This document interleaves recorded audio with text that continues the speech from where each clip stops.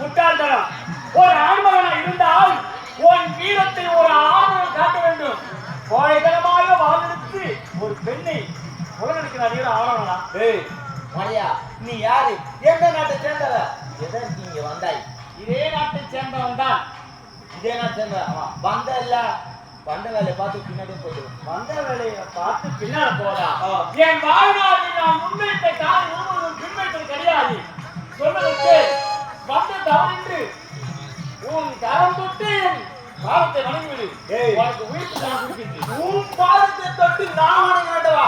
அட மடியா, உனக்கு வீரம் இருந்தா விகிரம் இருந்தா வா என்னோட சபரிக்கு.